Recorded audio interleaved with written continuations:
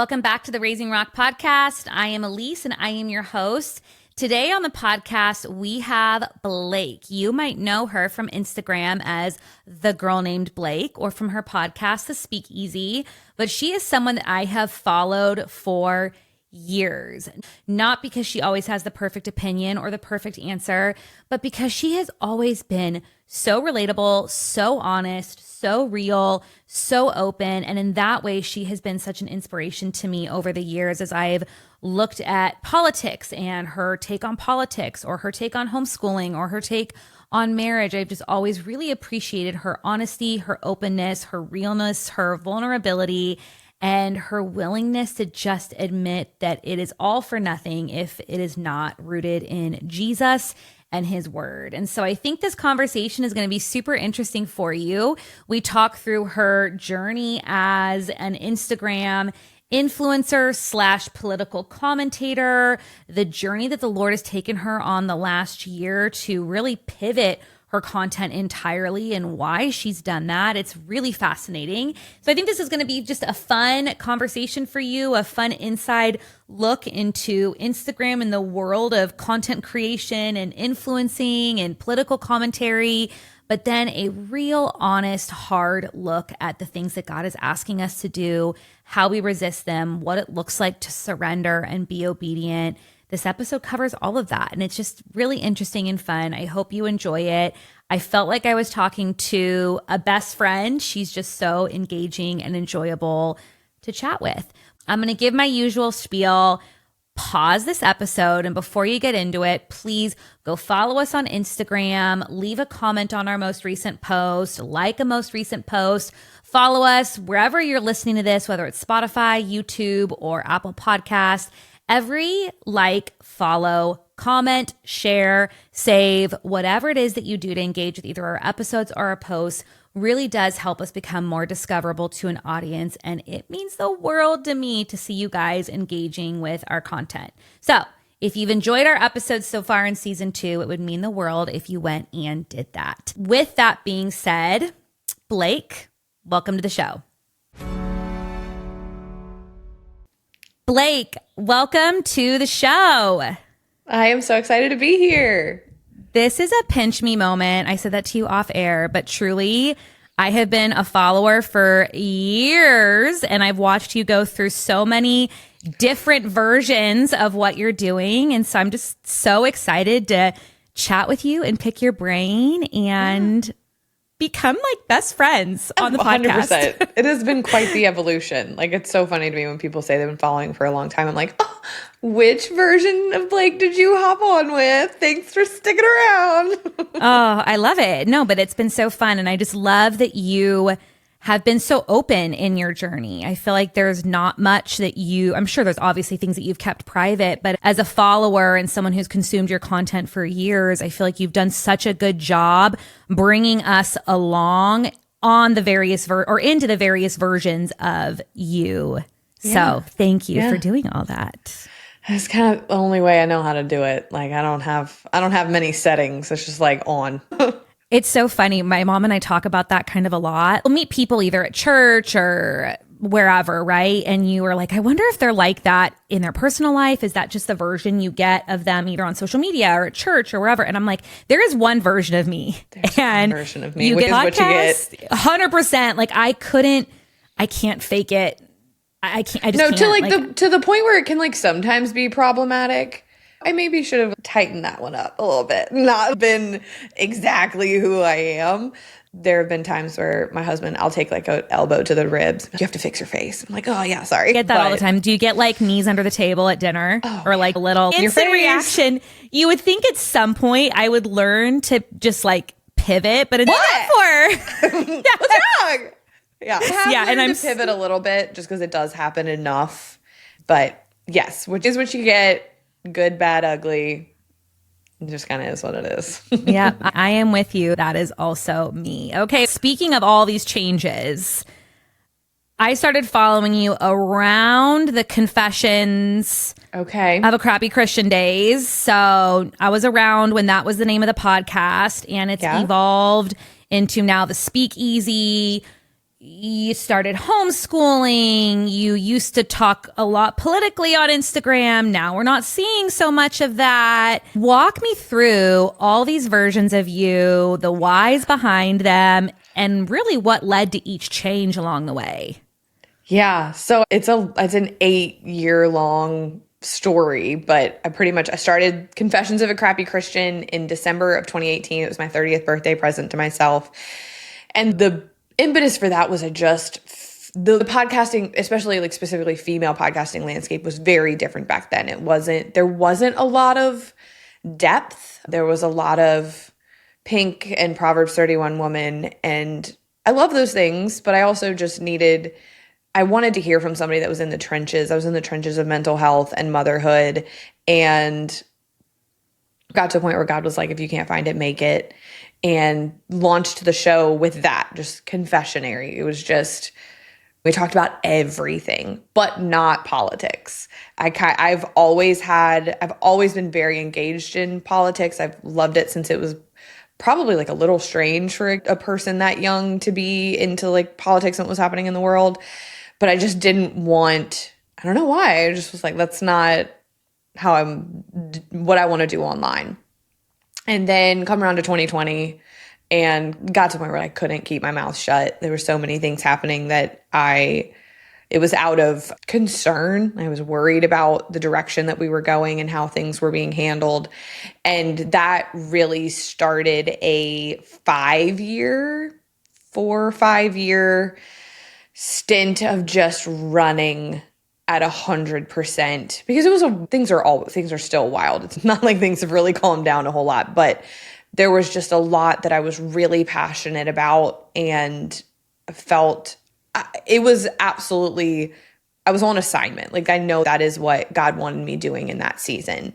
So I was like battling through vaccine mandates and all of these, just lots of things. And what I think a lot of people don't understand, that I didn't even really understand when it was happening in real time, is the amount, like what you are taking in order to do what I was doing, which was essentially like being a news source for people a lot of the time. And then in March, so we started homeschooling the fall of 2024, and our first year was pretty rough. It was, and a lot of homeschool moms that you talk to are like, that first year it's kind of like your freshman year of college, where they do the classes that are like they're weeding people out. Like it's a hard year, but we stuck it out and we figured it out. And so then the March of 2025, from 2022 to 2025, my husband worked from home, and he is married to a genuinely just incredible individual that is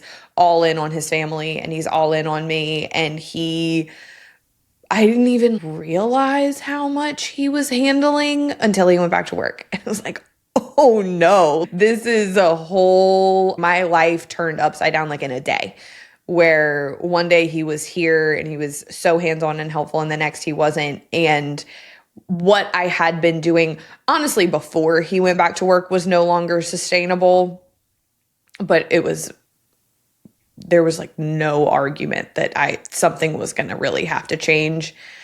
And I had been hearing from God since like January that the direction of my work was going to pivot, and I was not about it. There's a lot of disobedience to be looked at especially like the beginning of 2025, where I think God will often start with the gentle suggestion. And when you're like, no, thanks, I'm going to keep doing what I want to do, he'll let you run into the brick wall. And I did. And I had multiple moments in 2025 where I was really forced to come face to face with how addicted to my work I was, how much of my identity had gotten really wrapped up in it, how much of my worth I found in knowing everything that was going on and being able to like break it down and give it to people in bite-sized chunks. And so pretty much like January or March to August, 2025 was like one of the hardest years I've ever had. There's a lot of things happening behind the scenes within our family and within like work, business relationships. You were saying earlier, you share everything. I don't. There's a lot that happened that I'll never talk about because it's so private. But I really got to a point where there's no getting around what that God was really asking me to lay down covering politics on my platform. And that was terrifying. It was terrifying on an identity level. It was terrifying on is this all gonna fall apart? Are people gonna want to still be here and have other conversations? And pretty much had to make a hard jump into it. Like I tried to ease it over time and it just wasn't, I kept going back. Like I kept going back to what I knew. That is reflexive. Like I can do all of that in my sleep. And so by, I would say like September, around when Charlie Kirk died, was when I really was like, all right, we're going to do this. We're going to do it. And it felt like jumping off a cliff, except there was a rope bridge there that I couldn't see. And God has completely not just sustained, but girl, the fruit and the change and the peace and the radical transformation of my life in the last 6 months since I finally made the decision to be obedient and stop trying to do things my way has just been radical. And so it's been a wild ride, but he has been faithful every step of the way. That was a lot. I didn't expect to find so much in common with what you were sharing. Like I was just excited to hear what you had to say because as a follower, I've seen some of this and it just is fun to hear it from your mouth and way, but it's so similar to my testimony. I left my followers. You guys can skip ahead. You can ignore all of this because you've heard it a bunch. And I beat a dead horse every time I bring up my testimony, I feel like. But I was an HR executive for a really large CPG company for almost a decade, and my work defined me. It was everything to me. I was neglecting my marriage. I was neglecting my kids. It was everything. I liked who I was. I liked the power and influence I had. I liked the money I made. I liked the connections I had. I liked the version at work of myself better than I liked the version at home of myself. And the Lord had been making it abundantly clear to me that I needed to give it all up. I was gaining weight rapidly. My children were having severe behavioral issues.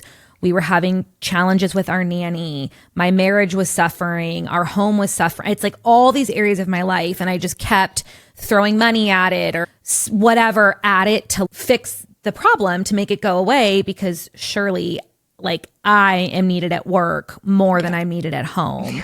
And my son broke his leg and I felt like Jonah, where the Lord was like, hello, I'm asking you to do this. And you are continuing to run away. You're continuing to make excuses. You're continuing to not listen. I'm throwing you in the belly of a whale until you wake up and listen. My son broke his leg and I was forced to take a 3-month leave of absence. And in those 3 months, it was like, oh, wow, this is what life is supposed to be like. Isn't like that the wildest part? Oh, like it was wild. Like so afraid of it. Like I was so afraid of what life was going to look like. And now on the other side, I had a moment yesterday where I was like, how did I work as much as I worked and try to keep any semblance of relationship in my home? Yeah. And I'm not hating on working moms. I always feel the need to give that. I understand that not everybody has the ability to do what you and I did. I get all of that, but it cannot be discounted. At least I'm a completely different person. My children are different. My home is different. The way I see the world is different. Like I'm not even like about to start my period and I could cry, like thinking about it. Like it's just crazy. Yeah. And I like white knuckled, like I said, like January to August, I just freaking white knuckled what I thought was right and best, even in the face of God going, babe, like, this ain't working anymore. Like, it did work. That's the thing. Like, it did work for a season. But then we homeschooled and my husband went back to work and it was like, it just blew it up. I think you're probably the only person that would understand this train of thought. And I think we could actually have an interesting conversation around it. When I was in my career, I was always praised. Like one of the things, like I'd get it in all my reviews. People would say it to me.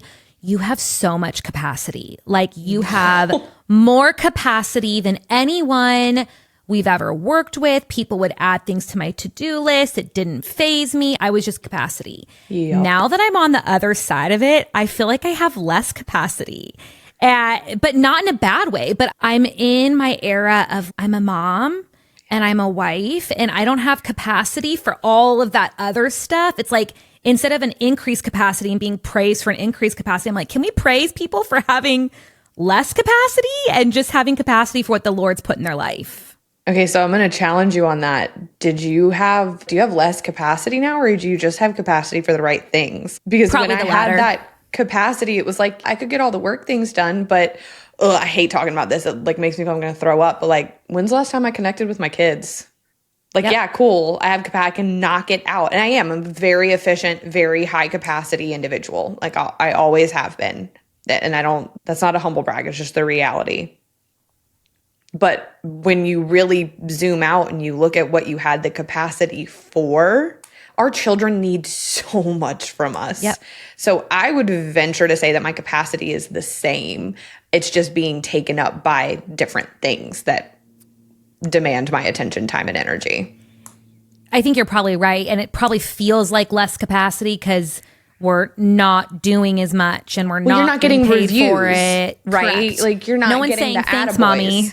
Yeah, There's correct. I don't even know how many podcasts I've said this on. I'm like, why can't we get motherhood report cards? I would like it would be terrible sometimes, but at least give me the feedback so I know what to work on. This is just motherhood is like the Wild West. Figure it out. You hope you're doing your best. You're surrendering it to the Lord. But yeah, you're not getting nobody's telling you, oh my gosh, your capacity is so high. It still is. You're just in the deep end on emotional regulation and relational attunement and all of these kinds of things that are just like, it's like almost like dipping into a different tank of capacity. Totally. No, you're absolutely right. And I think Like, that's I think for you sure probably the are still reframe I very needed. high capacity. Like, you're just for different things, for Just for things different that things. have impact and matter more than what I was doing in that season. Exactly. Yeah, no, I couldn't agree more. It's been a wild couple years. I left in February 2024, so a little bit Okay. before you did. And just like a year. yeah, I can't say enough good. I don't think I'll ever go back to doing anything other than what I'm doing now, which it's not that I'm not working at all. It just, the work that I'm doing is truly in search of how do I become a better mom? How do I become a better discipler of my children? And so the work that I'm doing is built around my motherhood journey versus being built around something that was completely selfish and for me. Yeah. So Same. anywho, I think I loved my work because I knew it met a need. I know what it's like to be on the end of a bunch of like propaganda and headlines and just feel like you're drowning in it and wanting some clarity. And so I loved it because I felt like I was helping people, but I had to have the like a uncomfortable come to Jesus with, hey, you're prioritizing all of these people over the people that are in your house. And it shows. you're ignoring your first ministry. Our first ministry is our husband and our kids, and we ignore that other thing. And I think everyone has a version of that, whether you're working or you're not. You can be a stay-at-home mom and still have priorities above your first ministry, which is your 100%. husband and kids. So we just have similar stories and what the Lord was asking us to give up. But I think this can still be something that the listener is convicted by, of what am I putting ahead of first God, my husband, and then my kids? Because it's not just us.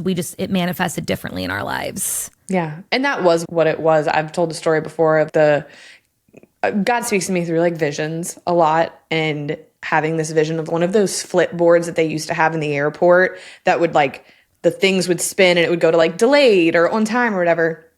And it was my priorities. And that was hard to look at the way that they were. And it was like the hand of God waved over it and they all like, like clacked. And basically did like this, like just switched from, and I would have never said my work is my first priority. I would have never admitted that, but it was. And God was like, this is what we're going to do. And it's going to turn your life upside down, but it's time. Like, you can't run from this anymore. And there we went. I'm sure it was a leap of faith, even over your finances, because I'm sure there were deals that you were getting or not getting based on what you were doing. So to just walk away, like what has, obviously we don't need to get into your finances, but there's probably been very tangible things, finances, relationships, invitations to events. There's probably been really tangible things that you've had to mourn and let go of as a result of this transition. Actually, the opposite is so funny, Wow. Elise. Like, that's why I go back to like, I white knuckled and held on to things that out of just fear that I was going to lose it all. And then like my expectation was, yes, exactly what you said. Like, I didn't think that I would lose primarily my finances, or I get the incredible opportunity to partner with brands that I like genuinely love and talk about their stuff. I didn't think I was going to lose those deals based on not talking about politics anymore, because I really think a lot of those brands were taking a risk working with me as someone that was so political. And so I was like, they're probably going to love it that I'm like less controversial. True. But my thing was like, I'm going to lose engagement. I'm going to lose followers, and then people are going to fall off. And in fact, what has happened was, and I'm not going to talk about this too long because it's our like creator world, but there's like your engagement rate, right? Which is basically like how engaged is your audience with your content. And that's largely based off of your feed posts, but it dips into like your story views and things like that. This is a like one woman show. Like, let's be very clear. Like I have a great team, but I don't really know what I'm doing. Like I'm figuring it out as we go. And as I'm coming out of that season, I sit down with my like marketing team and we're talking engagement rates. And she was like, I made some comment about the concern that it was going to drop. And she was like, Blake, your engagement right now is 12%. The industry standard is 0.5. Wow. She was like, you're good. Like you've got room to come down. And she didn't say this, but like the implication was that might not be a bad thing. Like living at that state of virality. And again, I don't mean to sound annoying because I know that everybody out there wants to go viral. It honestly sucks a lot of the time because yes, it's more eyeballs. It's more eyeballs. It's more people that hate your guts and are going to tell you about it in like a drive-by. And so I had been when we looked back, like analytics, it was like 3 years, 2 years or 3 years that I had been functioning at this just astronomical engagement rate. And so, yes, now it's at 4. And I did have to mourn that a little bit. That was pride. That was identity. That was being wrapped up in things that don't get to define me. But my account has grown and God has sustained it, which I like, at least like 100% thought it was all going to fall apart. That was why when I finally made the jump, it was like the ultimate act of surrender that I have ever probably done other than giving the Lord my life, was just like, all right, if it falls apart, you'll make a way. You'll figure it out for us. And it didn't. And now like unfortunately, I get more invitations to do things because I didn't really jive in the political world because I didn't really ride like a super hard conservative line. So I wasn't like in that club, but then Christians didn't really want to associate with me a whole ton because I was too political for them. And so now I get like more invites to be on podcasts and go to events and do all those things, that is how God works though. Like we create the worst possible scenario and outcome. And he's like, okay, watch this. So good. So true. I know. Same. Like you plan for the worst. Like, wow, God, like you had all these blessings waiting on the other side for me. And I just held on. I white knuckled it for way too long. So what is this new version of you for those in the audience that don't follow you? You'll love it. But for those that don't, there's no politics anymore. Talk us through like, what is your content? What is working? What excites you to film? Yeah. I guess it would be fair to say that there's no politics. Like I put up a post yesterday. We had just had, when we're recording, everything had happened with Israel and Iran and bombing and all of those kinds of things. And I'm still like, it's not like I made this shift and I like don't know what's going on in the world anymore. I do think that just for me and the way that I'm wired, like I still like to keep up. I still like to know what's happening. But now I don't see things quite in the binary that I used to. And like speaking into it yesterday was like, hey, we need to have discernment in who we're listening to, because you're going to have people positioning themselves as experts when there's like thousands, hundreds of years of context here, and leaning into prayer, and that like I want to see revival over a regime change. So politics are threaded in that way from time to time, but my focus in this season is my home and is my personal healing as well. When I made the shift in August or September, I didn't really realize how beat up I was. Like I was really broken. And I think that can be the plight of really high capacity people, as we just push through and we keep going and we don't listen to our nervous system screaming at us to stop or slow down or take a break. And I definitely got to the end of myself, and unfortunately had to, because I'm hard-headed enough. Like God gave me so many outs. And so I just didn't take them and kept pushing. And so I started therapy back up in October, and that's been really great and radical. And I've learned a lot about the nervous system and the way that the body keeps score, and how we don't heal by pretending like nothing's wrong. And my content now is really centered around healing and really, really radically having Jesus at the center of your life and what that looks like, and not just letting him have a seat at the table, but like he is the head of the table. He set the table. You are at the table because of him. And then also, like homeschooling my kids and learning, honestly, a lot of it too right now that I've been leaning into lately is like, I'm learning how to like have fun again and enjoy my life again, and maybe romanticize bits of it and believe that there is good and goodness and rest for us, and that there is not, Ecclesiastes 3 tells us like there is nothing better for man that he may eat and drink, for this is also the gift of the Lord. And I haven't lived like that really ever. But it is genuinely like it's luck of the draw. Like you could show up one week and we're going to talk about surrender and homeschool, and then the next we're going to talk about skincare and sleep. It is me.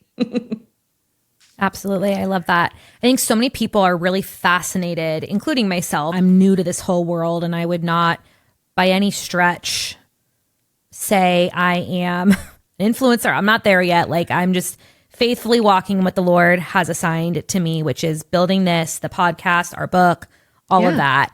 But I'm starting to get a taste of it. And I think so many people look at influencers and think, how cool, that's so amazing, you have all these followers, and they love it, but it's really hard. Like it's not glamorous. It's a blessing to be able to do it and to build your schedule around your home and your family and all of that, but it's hard work. Like pull the curtain back a little bit and talk to us about the challenges, the not so glamorous side of the work that you do. Yeah. I want to lead with that. Like it is such a blessing. Yes, it really is. There are hard parts of everything, but it is so important to me that I never sound ungrateful for what God has done. Like you said, I literally set my own schedule. I'm able to be home with my babies all the time. Sometimes I'm like, I make money by talking about the stuff that I love, which is hilarious, because I was talking to a girlfriend from high school the other day, and she was like, and I don't say this to sound any kind of way, but she genuinely was like, you were always the one where everybody was like, what mascara are you wearing? Or like, where'd you get that backpack? You're like, just always have been I'm very picky. And so that's always worked out for me I'm going to find the best thing. And so that's insane. That's insane that this is my life and my job, and that I get to have conversations like this, and it's so great. But for sure, I think the hardest part for me for pulling the curtain back is people are mean. People are really awful. They will say, they feel very emboldened behind their keyboards to just say the most atrocious things about somebody that they've never met and don't know. And that's probably been the hardest part to navigate for me. I don't care, but I care so much. And so it's eaten me alive for a while. I've gotten a lot of freedom from that in this last 6 months of like really healing and leaning into the Lord. But that part is incredibly difficult. It can be hard to feel like your life is a little bit commoditized. Commodified? Commodified. Thank you. Wow. Words are hard. Yeah, there are definitely times where a lot of the time, honestly, I feel like the Lord is asking me to share something. I'm like, I don't want to. Can I keep that one to myself? Can I keep something for me? And so that part can be hard. And it is, the algorithm is demanding. And so if you want to like keep things afloat, you got to keep feeding it. Now, I'm a big believer in taking breaks. I take every weekend off. I try to take a couple of days off a month. I plan out, like, I'm shooting to maybe take the entire month of December off this year. And I'm a huge advocate for that in whatever work you do, whether you work online or not. But that part can be hard as well. But man, yeah, I think I would say like taking the heat and taking the hate can be the roughest part. Yeah. Is there ever challenges between other creators?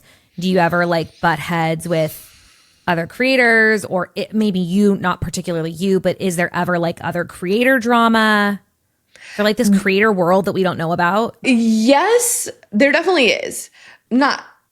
So I would say like in the beginning, you talked about all the versions. I used to be a lot more, oh, you want to go? Like, we can go. I will go all day. We can duke this out. And let's play ball. Yeah, I will swing for the freaking fences. Definitely God is still refining a lot of her out of me. But back when that was my default, yeah, I butted heads with other creators all the time. On literally, I could list so many things and most of them are embarrassing. I had a situation maybe a month ago. I had a post last month ago, like I think probably my most viral post, which again means that like new eyeballs means new eyeballs. And this group of creators used my post to blast out to their like collective, I think over 1 million followers, and just rip it apart and be super ugly and condescending. And I just blocked them all and moved on and this is the first time I'm acknowledging it at all. That kind of stuff used to really throw me for a loop. And now I'm okay. Like you missed the point, first of all. Like did you read the post? But also I don't know you. And so I am not beholden to you. But then I would also say there's probably 4 or 5 creators that are in a similar lane to me that are like some of my favorite humans on the planet. And we talk all the time and have each other's backs and encourage each other and remind each other of truth when the world and the noise gets really loud. And so I am very blessed to not there's no competition. I don't think anybody's doing anything behind my back. And so there are like very healthy little like creator worlds as well. I love that. I love how positive your outlook is on all of this. I really can see such a transformation in you of just the joy that you have and the gratitude that you have. It's infectious and it's really beautiful. It's really becoming on you. Oh, thank you. I appreciate that. I definitely have my moments where I'm like, all right, I'm not trying to like toxic positivity my way through this. It's just genuinely how I feel. And it is. It's a radical change. Like all of my close people, I have a sweet little screenshot folder in my phone where like all of my closest friends and my husband have all made the point to be like, the change in you is so evident and it is so good and keep going. And that's so empowering when like the people around you can see the fruit of what God's doing in you. We feel the change internally. When I left, I read my Bible through that first year and I was feeling just this internal transformation and this love for the Lord, this love for my home, this love for my kids that I had never, ever had before. I loved my kids. It wasn't that I didn't love them, but I had this like deep affection now for them and for because my you home had slowed down enough to see them, to see them and to appreciate them and to see the Lord and to appreciate him and to rest in his goodness and his glory. And it is very empowering. I agree with you when you feel all this transformation inside, but then other people start to see it and other people start to see this light that's inside of you. And the only answer is Jesus has transformed me. And Yeah, it's not just a love of compliments. It's like a appreciation. Whenever I hear that, it's such an appreciation to the Lord for what he delivered me from and how he transformed me and that he allowed me to experience this because it really, I would have never had the transformation otherwise. Yeah. It's biblical, right? I want people to be able to see fruit in my life. And if they can't, then maybe that internal transformation that I feel is so radical isn't. Yeah. Yeah, absolutely. So what inspired your desire to homeschool your girls? Walk us through that season of life. There's a lot of my followers that homeschool, but then there's a lot that are toying with the idea of homeschool. At the time this episode airs, we'll probably be at the point in the year where people are like, okay, if we're going to homeschool, we need to decide. Yeah. Now's the time. So walk us through your journey, the why, how it's been going, that first really hard year, because not to glaze over that and to romanticize all of it because it's hard. Yes. We also homeschool. Totally I left that out. We also school. And same thing. I always tell people, like, don't give up on your first year or two because that first year or two is hard with a capital H. But it gets better. After you left your job? No, before? I was trying to do it while I was working. Girl, I cannot believe how similar our stories are. We had tutors. I would be remiss to say that it was like all me. We had tutors and we still do. We still have some help. But yeah, we were homeschooling. But part of what led us to that journey was there were a lot of challenges in the home because of my absence and my failures. I did not think that my kids could handle being in a classroom environment because I had not parented them, that I needed to parent them. And we're still working through some of that. It's night and day. They're amazing and they're doing so well and they're thriving. But there's consequences to sin, and the consequence to the sin that I repeatedly ignored the need to be home was that there have been challenges in their behavior that has impacted so much of our life. But anyways, yes, we homeschool, but we've always homeschooled. Okay. Now they could go to a regular school, but we will continue to homeschool because we just love the freedom that it offers. It's hard to go back. Yeah, it is hard to go back. I don't mind being on campus a couple days a week, whether it's a co-op or a charter, like I'm good with that. But man, like having our time as a family to just exist together and not be like drop off, pick up. Like I love it. It's the best. No, same. Our situation is definitely a journey. I got the bug in 2020, having everybody home. I was like, oh, this is great. And like 2021 was a big year of transformation for me, but could not get my husband on board. And why is that? He had some of his concerns were outdated. Some of his concerns were legitimate. Like he didn't think I could handle it. And we showed that I could not the first year as I tried to. He felt like I had too much on my plate, and I did. But then he also had what about socialization? What about sports? And so those I was able to like very quickly not dismiss, but help him dismiss like the more outdated issues. But like, as far as me being able to navigate it and handle it, that was really a journey. And so 2024, it took us until 2024 to really get on the same page about it. And yes, 2025 was like very transformational, but God has been working on me my whole life. And so I had started to, I don't know, like not slow down, but have, I guess, like probably better reactions to things. Like I had just started to mature. I think he was worried I was just going to fly off the handle all day with my kids. And we were in Michigan and we were sitting at a park and our kids had made friends with other kids and they were running around, and Jeremy and I are sitting on the bench. And we had stopped talking about it. We probably hadn't talked about it in over a year because he was not coming my way and I was not coming his way. And so what are we doing? And we're sitting there in silence and he just goes, I'm ready to talk about homeschooling. And I was like, don't make any sudden movements. Oh my gosh, like it's happening. And we had already signed a contract with the private school that my kids went to, and there was no getting out of it. So we were locked. This was in like August, and we're locked in for the next year, which was originally really frustrating, but retrospectively, obviously, like completely God's timing and intervention, because God did a lot in that year. And oh no, wait, I said 24. This was 23. This was 23. So they went to school that 23 through 24 year. And then that fall of 24, which was wild, right? Think about it. I'm doing largely political content. It's what they market it as, and there's some truth to one of the most consequential elections in our lifetime. The internet landscape is just a war zone. Like, it is an actual digital war zone, and I am all up in it. And then we start homeschooling, and I'm still not far enough away from it that it's easy to talk about. So we'll do like soft version, but like I failed. I did a really bad job.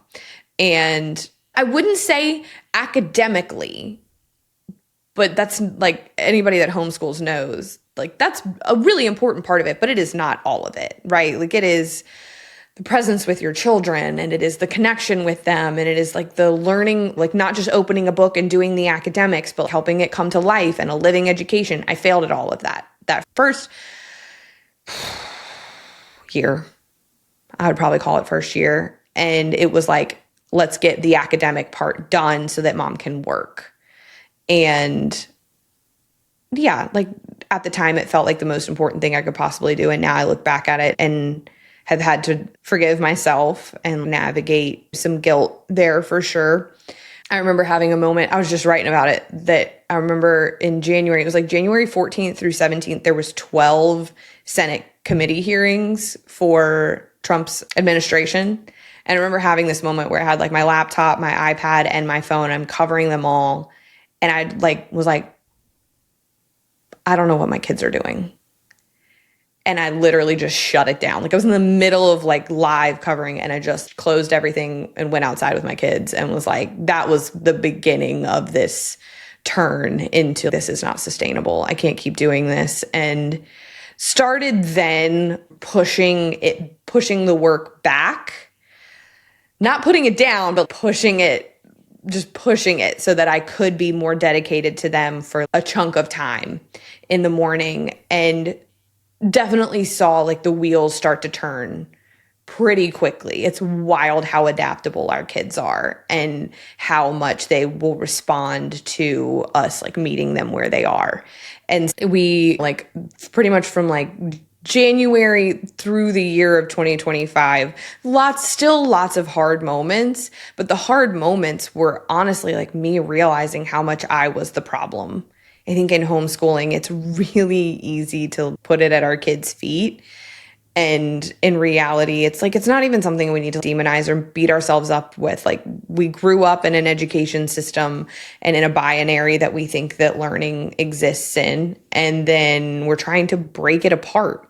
And there are really great people that are going ahead of us, but it's so individual. There's not a roadmap. And so you're figuring it out in real time. And so by the time we take a month off in the summer and then kind of school through, because we live in Southern Louisiana, it is hot here. Like, we want to be outside in December. So we flip-flop it, and we took that month off, and I spent any time that I had with God going, all right, I feel like you called me to this. I feel like you want this for our family. And I know and knew that he did.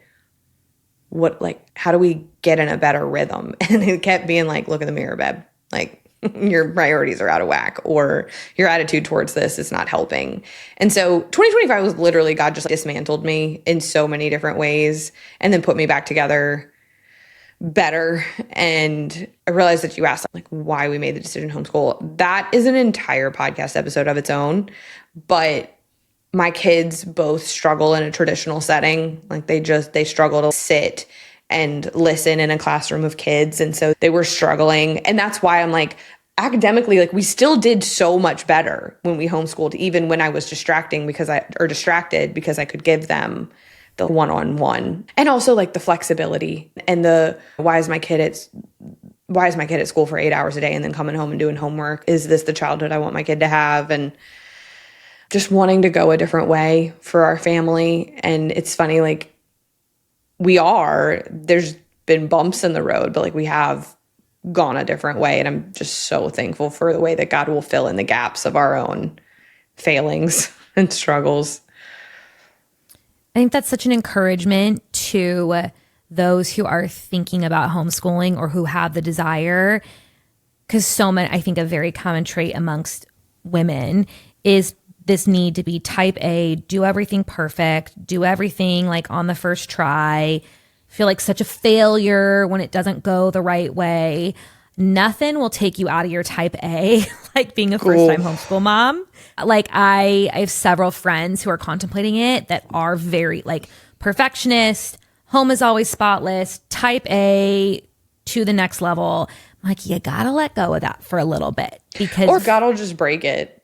Like 100%. Yeah. Like you will not be able to sustain that and homeschool. You might get into a really great rhythm at some point where you can get back into that like order and structure and perfection, but it will go out the window for an extended period of time. And you've got to just know that and be okay with that and trust the Lord's process of refining you and refining your children through this huge transition in your life. But don't give up on the first 6 months. Don't give up on the first year.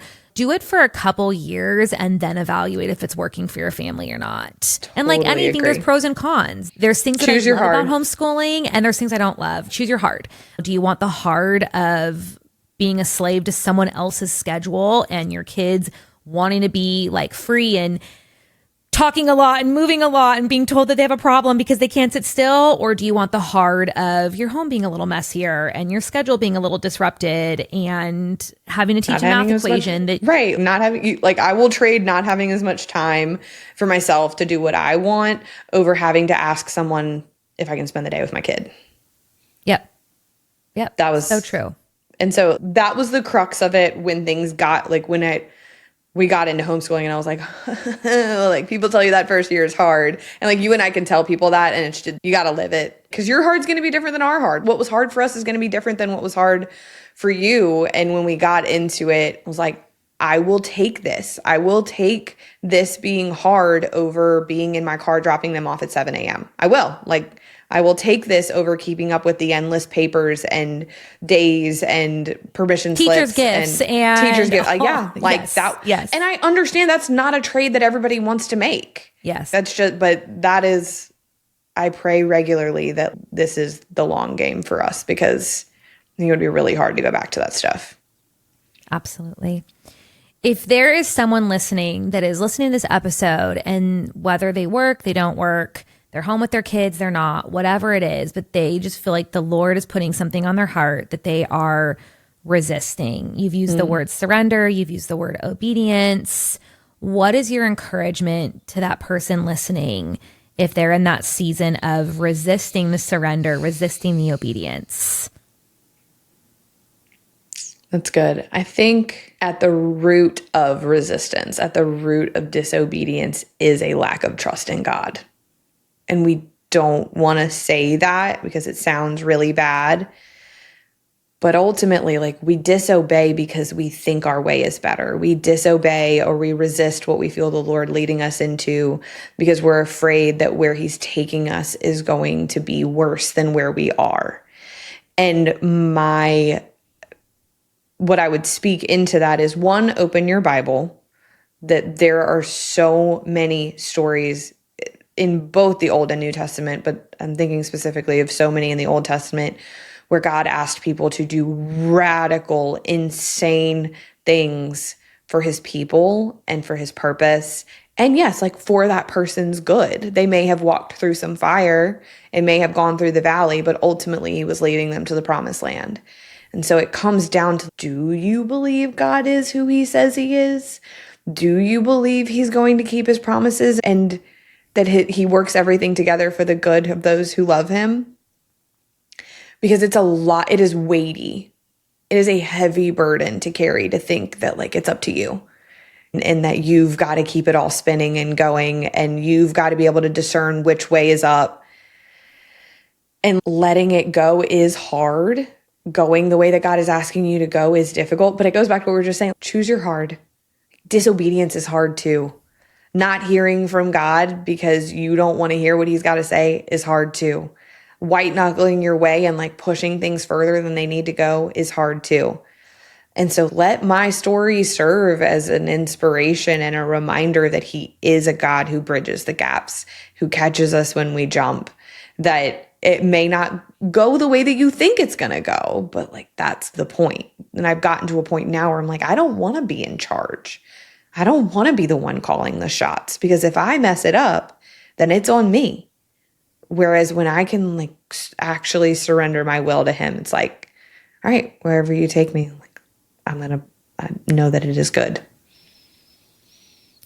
Where can everyone find you and follow you? Is there anything exciting coming up that you can share with us? Give everyone the details. There's nothing exciting, and that's actually like the point right now. Like I've had a couple people be like, what's the project? There's no project. The project is my home and my kids and my healing and my relationship with the Lord. But I am still very active on social media. The Girl Named Blake is my Instagram. My podcast, The Speakeasy, puts out an episode every Wednesday, and we pretty much on both of those platforms just talk about whatever God and I are talking about at the time, honestly. And then I send out a newsletter every Friday. You can get that at the link in my bio. And that goes just like a little bit beyond what I'm comfortable with sharing. Like with 300,000 people, it's more like 100,000. I like that. It's like smaller and intimate. But yeah, I'm just hanging out right now. I'm like doing what God asked me to do. I love that. That is so refreshing that there is nothing on the horizon. Because I think we live in a world where it's like, what's next? What's my next project? What's my next thing? What's my next to-do? And it's like, nothing. Yeah.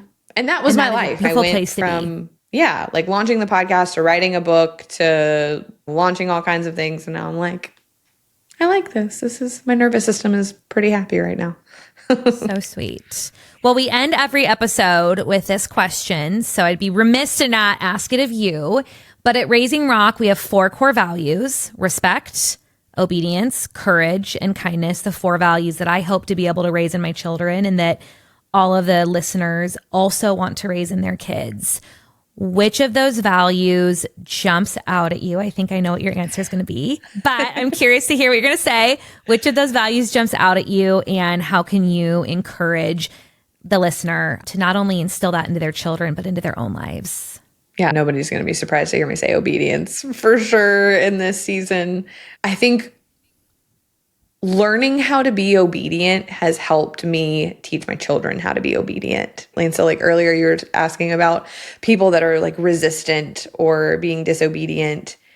Doesn't that kind of make you understand why your kids like do what they do a little bit more? Doesn't it give you another level of like grace and perspective that like they think they've got to figure it out. They think they've got it figured out, and they think that their way is better. And so being able to like humble myself before my children and admit when I'm wrong and apologize has genuinely done wonders for like our relationship, and therefore their ability to obey, because they trust me and they know that like I'm working for their good, and I don't ask them to do things from some kind of like authoritarian place. Sometimes I do. Sometimes I'm like, no, do the dishes because it's what I'm asking you to do. But even that is like instilling in them an ability to like contribute and be a good steward and things like that. And so I think when we're really like look in the face at the ways that we're disobedient, and then also how fruitful obedience is, that can make a difference in the way that we impart it to our children.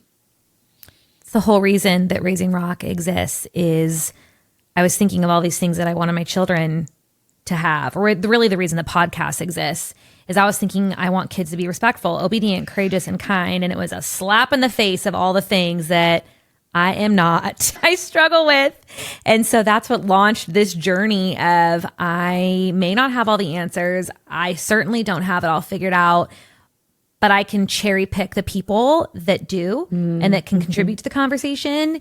And it is my attempt to first have those qualities to then be able to teach them to my children. So I couldn't agree with your answer more.